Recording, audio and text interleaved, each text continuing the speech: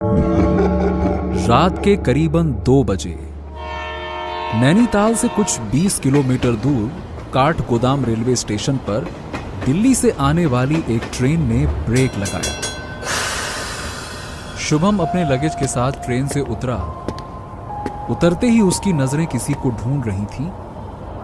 उसे उम्मीद थी कि प्लेटफॉर्म पर कोई तो उसका इंतजार कर रहा होगा, मगर आसपास सिवाय लैंप पोस्ट की पीली रोशनी और उसकी अपनी काली परछाई के दूर दूर तक कोई नहीं था। चारों ओर सन्नाटा पसरा हुआ था। शुभम ने अपनी नजरें चारों ओर घुमाई। ये दोपहर को ही तो केयर टेकर से बात हुई थी। उसने कहा था कि वो 2 बजे प्लेटफॉर्म पर ही रहेगा, लेकिन यहां तो दूर दूर तक कोई भी नहीं है। उसे फोन लगाता हूं। अरे यार, ये क्या मुसीबत है। अभी सुनसान जगह में मैं अकेला करूं तो करूं क्या। शुभम के कदम स्टेशन के बाहर जाने वाले गेट की ओर मुड़ गए। वैसे शुभम की उम्र कुछ 28 साल की है। सिविल इंजीनियरिंग करने के बाद नैनीताल में उसकी नई पोस्टिंग हुई है। उसे जल्दी से जल्दी नैनीताल पहुंचकर ज्वाइनिंग करनी है। यार, यहां भी कोई नहीं है। स्टेशन के बाहर भी चारों तरफ वीरानी छाई हुई थी। गुस्से में तमतमाते हुए शुभम ने अपनी जेब से सिगरेट निकाली। उसने अपने मुंह में सिगरेट दबाई ही थी कि तभी किसी ने अपना हाथ उसकी पीठ पर रखा। शुभम ने चौंक कर पीछे की ओर देखा तो सामने लाल रंग का मंकी कैप पहने एक नाटे कद का आदमी उसे घूरे जा रहा था। शुभम बाबू। विजेंद्र। विजेंद्र के सामने के दांत नहीं थे और उसकी एक आंख में मोतियाबिंद था। जी, मैं ही विजेंद्र हूं। शुभम का गुस्सा एकाएक फूट पड़ा। यह क्या तरीका है? कितनी देर से मैं यहां ठंड में खड़ा हूं। कहां थे तुम? जी, मैं तो आपको प्लेटफॉर्म पर ही ढूंढ रहा था। आप कहीं दिखे ही नहीं। आप आइए इस तरफ, गाड़ी खड़ी है। हवा बहुत तेज है, आपको ठंड लग जाएगी। लाइए, मैं आपका सामान ले लूं। लाइए। शुभम ने बहस करने की बजाय गाड़ी के अंदर जाना ही ठीक समझा, क्योंकि ठंड भी बहुत ज्यादा थी। दोनों गाड़ी में बैठ गए। विजेंद्र ने गाड़ी स्टार्ट की और सन्नाटे को चीरते हुए वहां से निकल गए। शुभम की आंखों में नींद झलक रही थी। उसने अपनी आंखें बंद की और सो गया। विजेंद्र ने अचानक से ब्रेक लगाया। शुभम हड़बड़ाकर उठ गया।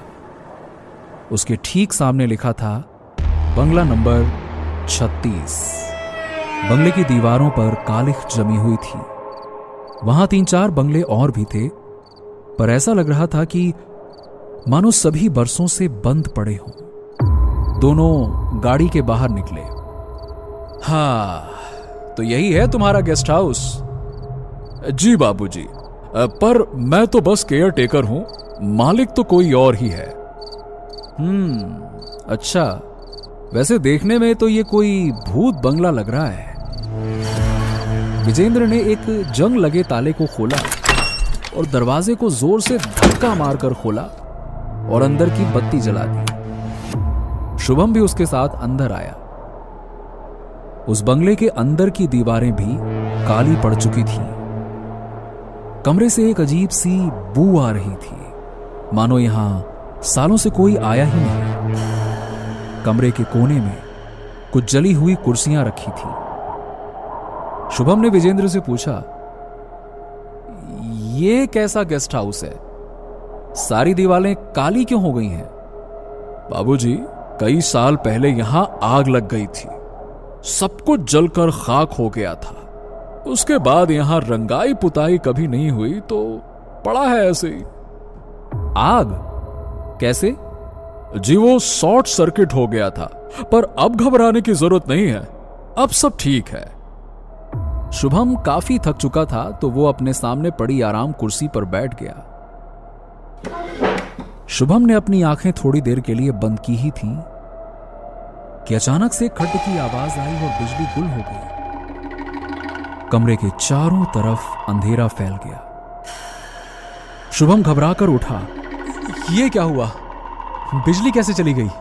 जी, लगता है फ्यूज उड़ गया है। मैं अभी ठीक कर देता हूं। विजेंद्र ने अपनी टॉर्च जलाई और बाहर फ्यूज ठीक करने चला गया। शुभम के ठीक पीछे लकड़ी का एक दरवाजा था। उस दरवाजे के अंदर से किसी के दस्तक देने की आवाज आई। शुभम अपने पीछे की ओर मुड़ा, मगर उस घुप अंधेरे में उसे कुछ भी दिखाई नहीं दे रहा था। अचानक दरवाजे पर ठकठकाने की आवाज तेज होने लगी, जैसे दरवाजे की उस तरफ कोई है। शुभम ने अपने मोबाइल का फ्लैश ऑन किया और उस दरवाजे की ओर बढ़ने लगा। जैसे ही शुभम दरवाजे के करीब पहुंचा, ठक-ठक की आवाज अचानक से बंद हो गई। उसने धीरे से दरवाजा खोला और अंदर की ओर देखा। अंदर कमरे में दीवारों पर जली हुई पेंटिंग्स के अलावा कुछ भी नहीं था। शुभम ने राहत की सांस ली और दरवाजा बंद करके वापस जाने के लिए मुड़ा, और तभी एक हवा का झोंका शुभम के गाल से टकराया और काला साया तेजी से उसके शरीर से आर पार होकर सीधा कमरे की दीवार में घुस गया। शुभम के हाथ से मोबाइल छूटकर फर्श पर गिर गया। उसके दिल की धड़कनें तेज हो गईं और डर के मारे उसके मुंह से एक हल्की सी चीख निकल गई। इससे पहले कि वो कुछ समझ पाता, फिर से जोर से खट की आवाज आई और बंगले में बिजली वापस आ गई।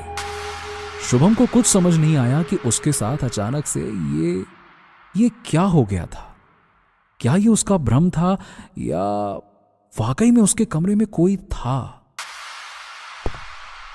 शुभम बाबू, अब आप निश्चिंत हो जाइए, मैंने फ्यूज ठीक कर दिया है, अब कोई दिक्कत नहीं होगी। विजेंद्र ने शुभम के चेहरे पर एक डर महसूस किया। क्या हुआ शुभम बाबू, कोई परेशानी? शुभम अब भी शौक में था। हाँ, नहीं, कुछ भी नहीं। सुनो, कल मुझे 10 बजे ऑफिस में रिपोर्ट करना है। आज की तरह कल लेट मत होना, ठीक है? टाइम पे आना। विजेंद्र ने अपने चेहरे से मंकी कैप हटाया। शुभम उसकी सफेद दाढ़ी देखकर चौंक गया। विजेंद्र की उम्र लगभग 70 साल की होगी।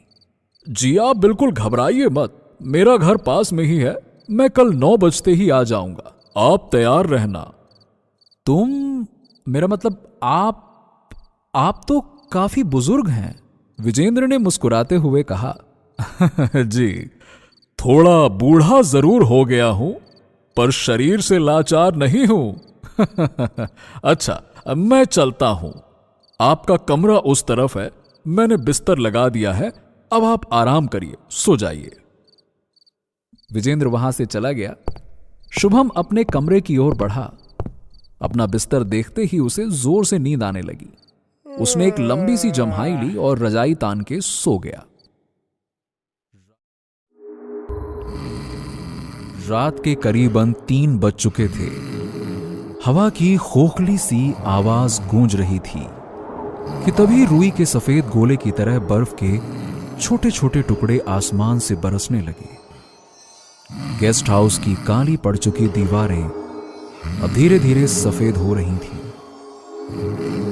इधर शुभम अपने कमरे में घोड़े बेचकर सो रहा था कि ठीक उसी वक्त ऊपर के कमरे से एक जोर की आवाज आने लगी, जैसे कोई किसी चीज को बार बार फर्श पर पटक रहा हो। शुभम की नींद टूट गई और उसने ऊपर की ओर देखा।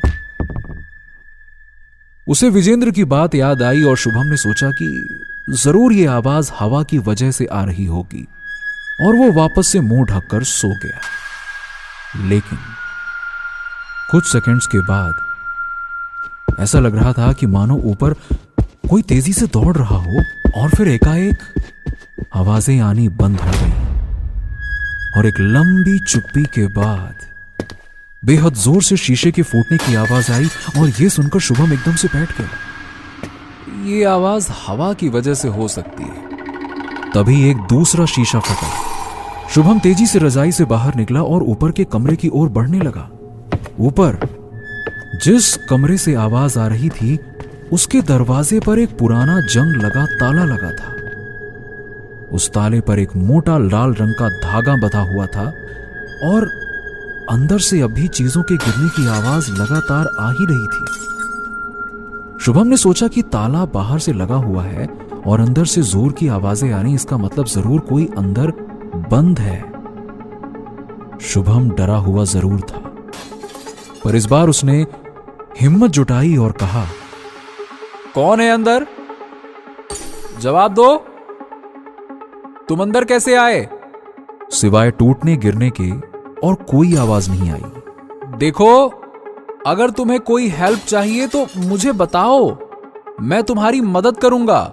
शुभम के मुंह से हेल्प शब्द निकलते ही सारी आवाजें एकदम से बंद हो गईं और कुछ सेकंड्स के लिए खामोशी छा गई। और फिर अचानक ताला और वो लाल धागा खुद ब खुद खुलकर नीचे गिर गया। शुभम हड़बड़ाकर कुछ कदम पीछे हट गया। अब शुभम हैरान था कि आखिरकार ये सब कुछ हो क्या रहा है। अगर कमरे में कोई है तो वो कुछ बोलता क्यों नहीं? एक लंबी सांस ली शुभम ने और फैसला किया कि वो खुद कमरे के अंदर जाकर तहकीकात करेगा कि आखिरकार अंदर ऐसा क्या है। शुभम ने दरवाजा खोला और धीरे से कमरे के अंदर घुस गया। वहां घुप अंधेरा छाया हुआ था। शुभम ने दीवार पर अपना हाथ फेरा। उसे स्विच बोर्ड मिल गया। उसने स्विच दबाया और कमरे में बल्ब जगमगाने लगा। शुभम यह देखकर हैरान था कि अंदर तो कोई भी नहीं था और ना ही कोई शीशा बिखरा पड़ा था। बाकी कमरों की तरह इस कमरे की दीवारें भी काली पड़ चुकी थीं। कमरे के एक कोने में जला हुआ पालना था और दूसरे कोने में जली हुई अलमारी। शुभम जैसे ही आगे बढ़ा उसके पैरों से एक गेंद टकराई। शुभम ने झुककर उस गेंद को उठाया। वो गेंद को देख ही रहा था कि अचानक से वो गेंद उसके हाथों से निकलकर दीवारों से टकराने लगी और फिर एक जोर की आवाज के साथ बल्ब अपने आप फूट गया और फिर से कमरे में घुप अंधेरा छा गया। शुभम का दिल जोर जोर से धड़क रहा था। वो डर के मारे तेजी से दरवाजे की ओर लपका, पर दरवाजा धड़ की आवाज के साथ एकदम से बंद हो गया और ताला फिर से दरवाजे पर अपनी जगह लटक गया। शुभम ने दरवाजा खोलने की बहुत कोशिश की, लेकिन वो असफल रहा। शुभम उस कमरे में अब कैद हो चुका था। उसे कुछ समझ नहीं आ रहा था कि वो करे तो करे क्या। उसने वापस अपने मोबाइल का फ्लैशलाइट ऑन किया। ठीक उसी वक्त अलमारी से किसी के सिसकने की आवाजें आने लगी।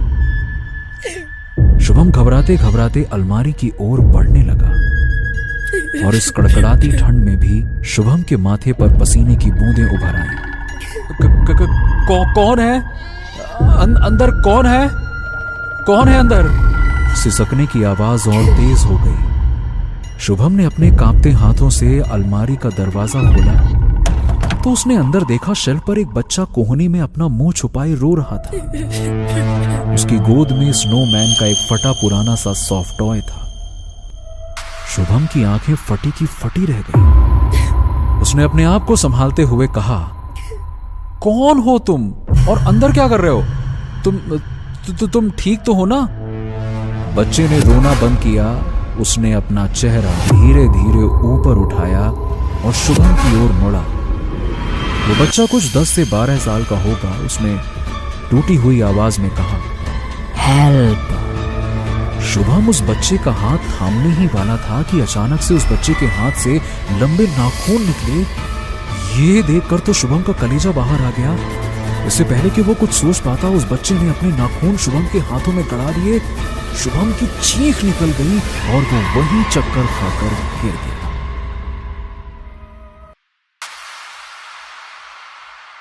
शुभम बाबू, दरवाजा खोलिए, 9 बज गए हैं। शुभम बाबू, शुभम बाबू, 9 बज गए। काफी देर तक दरवाजा पीटने के बाद भी जब शुभम ने दरवाजा नहीं खोला, तब विजेंद्र ने मोबाइल से शुभम को फोन करने की कोशिश की, पर शुभम का फोन बंद था। विजेंद्र थोड़ा घबराया। उसने अपनी गाड़ी से लोहे की एक रॉड निकाली और खिड़की का शीशा तोड़कर कमरे में दाखिल हो गया। विजेंद्र तुरंत सबसे पहले शुभम के कमरे में गया, पर शुभम तो वहां मौजूद था ही नहीं। विजेंद्र की नजर धीरे धीरे ऊपर के कमरे की ओर गई। उसके माथे पर शिकन पड़ गई। हे भगवान, कहीं वो ऊपर तो नहीं? विजेंद्र तेजी से ऊपर के कमरे की ओर दौड़ा। ऊपर पहुंचते ही उसकी नजर सबसे पहले कमरे के दरवाजे पर गई। ताला तो पहले की तरह लगा हुआ था, लेकिन वो लाल धागा नीचे जमीन पर गिरा पड़ा था। ये देख विजेंद्र ने अपना सर पीट लिया। ये सब कैसे हो गया? अब क्या करूं? किससे मदद मांगूं? विजेंद्र बहुत घबराया हुआ था। कुछ देर के लिए उसके दिमाग ने काम करना ही बंद कर दिया, पर अचानक से उसे कुछ याद आया। उसने तुरंत अपना मोबाइल निकाला और एक नंबर डायल किया। कौन? हेलो, देव कश्यप। हाँ, बोल रहा हूं। आप कौन? देखिए, मेरा नाम विजेंद्र है और मैं इस वक्त बहुत बड़ी मुसीबत में हूँ। मैं जानता हूँ कि आप आत्माओं को काबू करते हैं। मैं आपको एड्रेस भेज रहा हूँ, आप प्लीज जल्दी से यहाँ आ जाइए। किसी की जान खतरे में है। ओके, मैं आ रहा हूं। नैनीताल की वादियों में देव अपनी जीप चलाते हुए विजेंद्र के दिए हुए पते की ओर बढ़ा जा रहा था। हवा अब भी तेज थी और बर्फ हवा में तैरती हुई रुई के नन्हे गोलों की तरह धरती पर बरस रही थी। देव दरअसल फॉरेस्ट डिपार्टमेंट में एक रेंजर है और चंद महीने पहले ही उसे फील्ड वर्क से हटाकर एक सरकारी बाबू की तरह कागज रंगने का काम थमा दिया गया। वैसे इसकी वजह बड़ी दिलचस्प थी। देव जो है वो पक्षियों और जानवरों से बात कर सकता था और उनकी भाषा समझ सकता था, लेकिन ऑफिस के बाकी लोग ऐसा नहीं समझते थे। उन्हें लगता था कि देव की मानसिक हालत ठीक नहीं है, पर हकीकत कुछ और थी। देव जीप से बाहर निकला और अपना चश्मा उतारकर बंगले की ओर देखने लगा। कहीं ना कहीं उसका दिल कह रहा था कि यहां कुछ तो गड़बड़ है। वो बंगले के दरवाजे की ओर बढ़ा। इससे पहले कि वो दरवाजा खटखटाता, विजेंद्र ने दरवाजा खोल दिया। देव बाबू। जी हां, आपने ही मुझे बुलाया था ना? कहिए, क्या बात है? आप अंदर आइए, मैं सब बताता हूं। मैं आपको सीधी बात बताता हूं देव साहब। देखिए, बात ऐसी है कि इस बंगले में हर क्रिसमस के ठीक एक दिन पहले की शाम को कुछ अजीब सा होता है। वो जो ऊपर का कमरा है ना, वहां से अजीब तरह की आवाजें आती हैं। अजीब सी आवाजें? जैसे कोई अंदर कूद रहा हो, चीजें फेंक रहा हो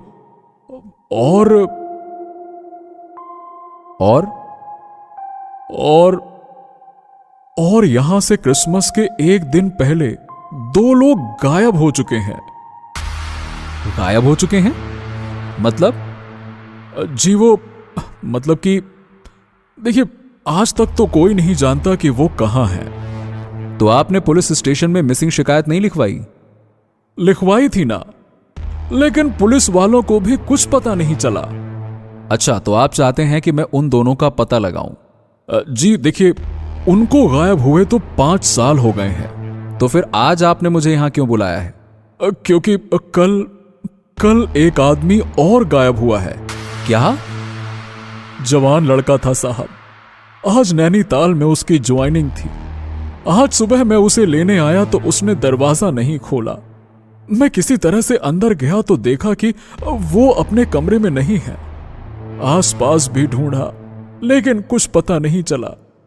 मैं जानता हूं ये उसी बुरी आत्मा का काम है। प्लीज कुछ कीजिए साहब, वो बेचारा अभी नौजवान लड़का है। जब आपको मालूम था कि क्रिसमस से एक दिन पहले ऐसा 2 बार हो चुका है, तो फिर आपने उसे यहां रुकने ही क्यों दिया? क्योंकि मुझे लगा अब सब ठीक हो गया है। जब पुलिस भी कुछ नहीं कर पाई तो मैंने एक तांत्रिक को यहां पे बुलाया।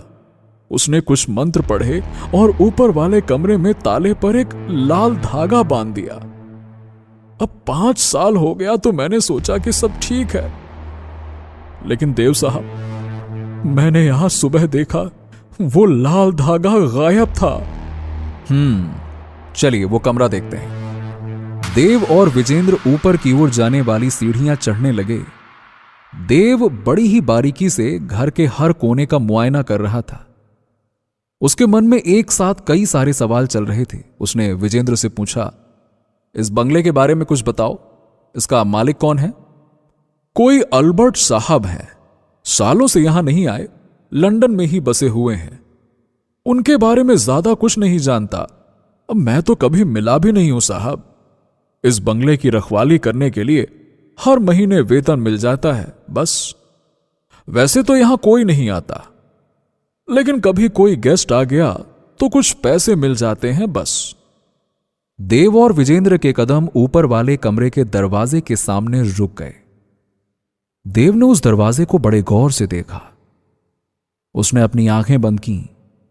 ये देव अपनी आंखें बंद करके ध्यान लगा रहा था और कुछ ही सेकंड्स के बाद उसने अपनी आंखें खोली और अपने बेहद खास फैंटम कॉर्ड से बने लॉकेट को गले से निकाला। और यह कोई मामूली पत्थर नहीं था, बल्कि इसमें एक दिव्य शक्ति थी। देव ने उस लॉकेट को दरवाजे पर रखा और वो पत्थर खुद ब खुद चमकने लगा।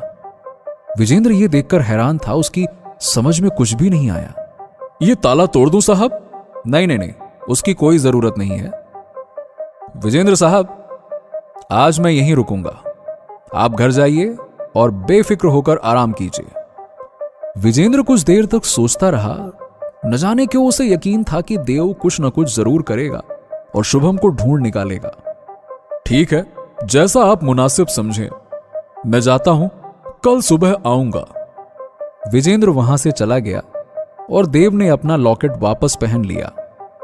देव जानता था कि आज रात में उसका किसी न किसी के साथ तो सामना होने वाला है।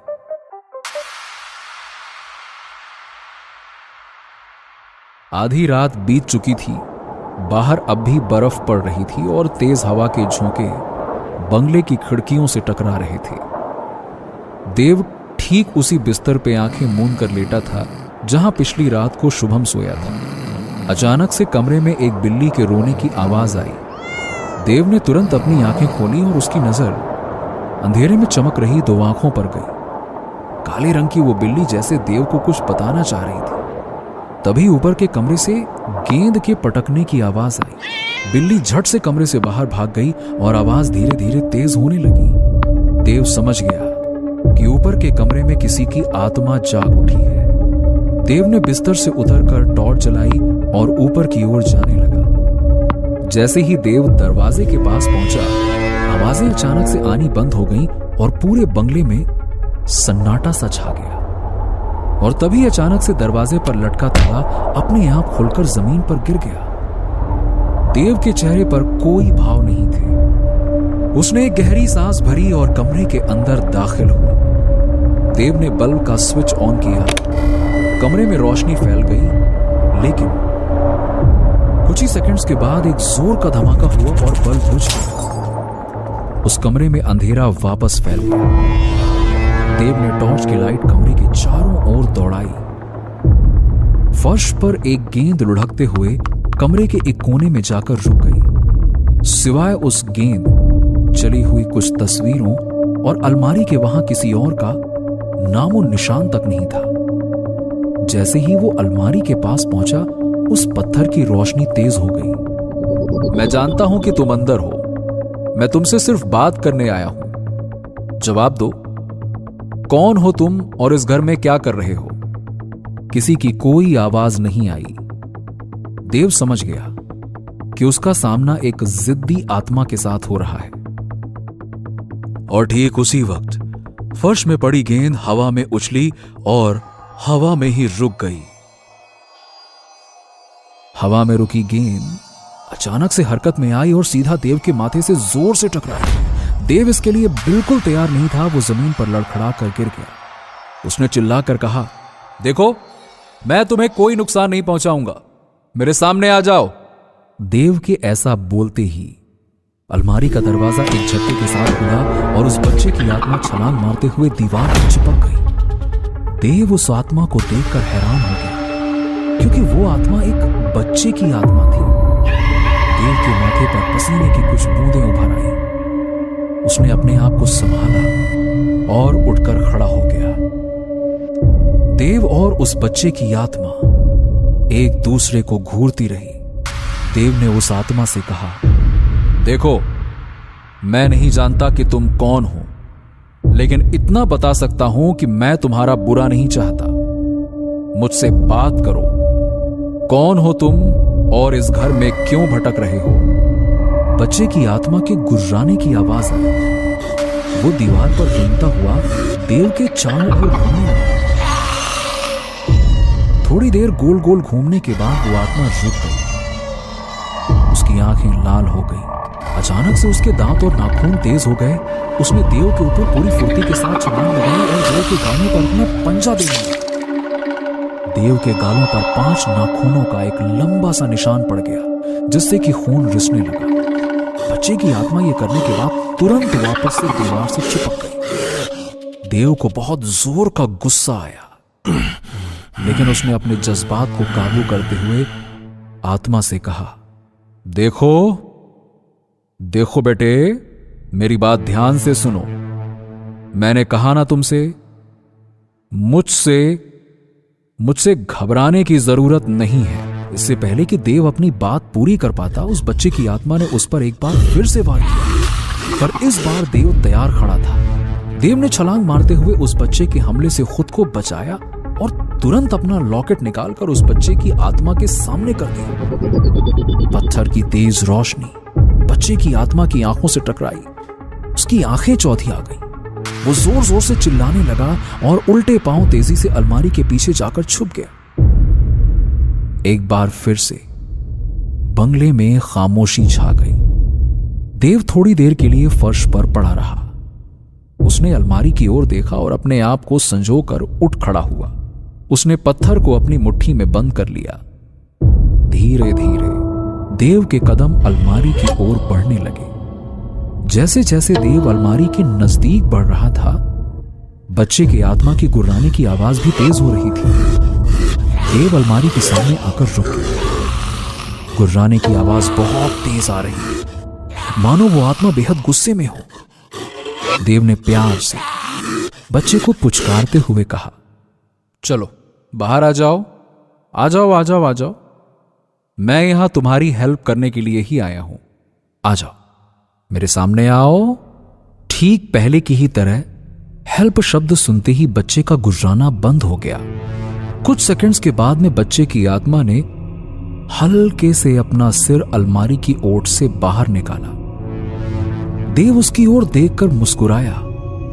वो आत्मा अभी भी सहमी हुई थी। देव ने उसे पुचकारते हुए कहा, आ जाओ बच्चे, बाहर आओ बेटे, आ जाओ, मेरे पास आओ, कुछ नहीं होगा, मेरा यकीन करो, आ जाओ, आ जाओ। बच्चे को न जाने क्यों देव की बातों पर भरोसा हो गया।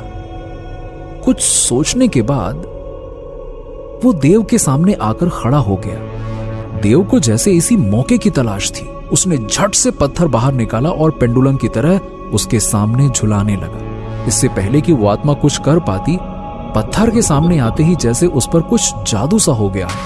बच्चे की आत्मा सम्मोहित हो चुकी थी। देव ने उस बच्चे की आत्मा को अपने वश में कर लिया। देव ने उसकी आंखों में आंखें डालकर कहा, मेरे साथ आओ। कमरे के बीचों बीच देव रुका और वो आत्मा भी। देव ने आत्मा से कहा, अपने बारे में बताओ, कौन हो तुम और इस घर से तुम्हारा क्या वास्ता है? कुछ देर की खामोशी के बाद बच्चे की आत्मा ने बोलना शुरू किया। मेरा नाम स्टीफन जेवियर है। आज से ठीक 10 साल पहले मेरी मौत इसी बंगले में हुई थी, जब मैं 12 साल का था। उस समय मैं, मेरी माँ वेरोनिका और मेरे डैड अल्बर्ट एक साथ इसी घर में रहते थे। डैड मेरे बिजनेसमैन थे और हमेशा अपने काम में व्यस्त रहते थे। माँ हमेशा शराब के नशे में चूर रहती थी। मेरे लिए किसी के पास समय ही नहीं था। फिर भी सब कुछ ठीक ठाक चल रहा था। फिर अचानक एक दिन डैड एक दूसरी आंटी को घर ले आए। उस दिन घर में बहुत झगड़ा हुआ। डैड डिवोर्स चाहते थे माँ से और माँ शराब के नशे में बस एक ही बात चिल्लाती रही, आई विल किल यू, मैं सबको मार डालूंगी। उस रात के बाद से माँ का व्यवहार बहुत अजीब सा होने लगा। उनका नशा करना बढ़ता गया, चिड़चिड़ापन भी बढ़ गया। नशे में वो चीजें फेंकने लगी और मेरी माँ को लगता था कि उनकी जिंदगी में जो कुछ भी बुरा हो रहा है उसकी वजह मैं हूँ। मुझे उनकी बातें बहुत बुरी लगती थी, पर अकेले रोने के अलावा मैं और कर ही क्या सकता था। मेरी मदद करने वाला तो कोई नहीं था ना। फिर क्रिसमस ईव आया। उस शाम को डैड घर आए। उन्होंने बहुत सारा पैसा माँ की ओर फेंका और कहा कि उन्होंने अपना सारा बिजनेस बेच दिया है और अब वो हमेशा के लिए लंदन जा रहे हैं। माँ चिल्लाती रही पर उन्होंने एक ना सुनी। वो वहां से चले गए। जाते हुए उन्होंने मेरी ओर देखा भी नहीं। माँ पागल हो चुकी थी। मैं उसके पास आया तो उन्होंने मुझे जोर से थप्पड़ मारा और धक्का देते हुए कहा कि मैं उनकी नजरों के सामने से दूर हो जाऊं। मैं भागकर अपने कमरे में आया और जोर जोर से रोने लगा। थोड़ी देर के बाद कार के स्टार्ट होने की आवाज आई। मैं भागकर खिड़की की ओर गया तो देखा कि माँ दूसरी कार चलाकर कहीं निकल गई। मैं दौड़कर नीचे आया तो देखा कि घर में आग लग चुकी थी। चारों ओर केरोसिन की गंध फैली हुई थी। मैंने दरवाजा खोलने की खूब कोशिश की लेकिन वो दरवाजा बहुत तेज से बंद था। कुछ देर के लिए मुझे यकीन नहीं हुआ कि मेरी माँ मेरे साथ ऐसा कर सकती थी। आग तेजी से फैलने लगी। मैंने अपनी जान बचाने के लिए बेसमेंट की ओर गया लेकिन तब तक बहुत देर हो चुकी थी। घर में जोर का धमाका हुआ। इसका सिलेंडर फट गया और आग और भयानक हो गई। मैं बहुत चिल्लाता रहा, हेल्प हेल्प हेल्प, पर दूर दूर तक किसी ने मेरी आवाज नहीं सुनी। कोई नहीं था बचाने वाला। आखिर में मैं उसी बेसमेंट में जलकर मर गया। उस शाम को मेरी माँ का भी एक्सीडेंट हुआ और वो भी घाटी में गिरकर मर गए। देव की आंखें नम हो चुकी थीं। उस नन्हे से मासूम ने अपनी छोटी सी जिंदगी में क्या क्या नहीं झेला था। वो समझ भी नहीं पा रहा था कि उस बच्चे की जिंदगी कितनी दर्दनाक थी, उसकी मौत से भी ज्यादा। बच्चे की आत्मा ने देव की ओर देखा और रूंधे हुए गले से बोला, आखिर मेरा कसूर क्या था? देव के पास कोई जवाब नहीं था, पर फिर भी उसने कहा, तुम्हारे साथ जो हुआ मैं उसकी कल्पना भी नहीं कर सकता। बस इतना कहूंगा कि अब तुम्हें दूसरी दुनिया में चले जाना चाहिए। तुम्हें इस दुनिया से मुक्ति चाहिए। मैं तुम्हें मुक्ति दूंगा। बच्चे की आत्मा की आंखों में उम्मीद भर आई। उसने कहा, ऐसा हो सकता है? बिल्कुल, लेकिन उससे पहले तुम्हें मुझे यह बताना होगा कि वो लड़का कल से कहां गायब है। वो नीचे उसी बेसमेंट में है जहां मेरी मौत हुई थी। और बाकी के दो? वो भी वही है, लेकिन वो अब जिंदा नहीं है। तो तुमने विजेंद्र को क्यों छोड़ दिया? बच्चे ने बेहद मासूमियत के साथ कहा, क्योंकि उसकी सफेद दाढ़ी को देखकर मुझे सेंटा क्लॉज की याद आती थी। देव मुस्कुरा उठा। देव बेसमेंट के अंदर गया तो उसे वहां 3 नर कंकाल मिले। उनमें से एक उस बच्चे का था। शुभम भी वहीं बेहोश पड़ा था। देव ने तुरंत उसकी नब्ज टटोली। वो अभी भी चल रही थी। देव ने राहत की सांस ली। देव और विजेंद्र ने बाहर बर्फ पर 3 कब्रें खोदी। एक पादरी उनके पास खड़ा चैंट कर रहा था। जैसे ही पादरी ने चैंट करना बंद किया, देव को महसूस हुआ कि स्टीफन की कब्र से जगमगाते हुए जुगनुओं की तरह रोशनी आसमान की ओर उठ रही थी।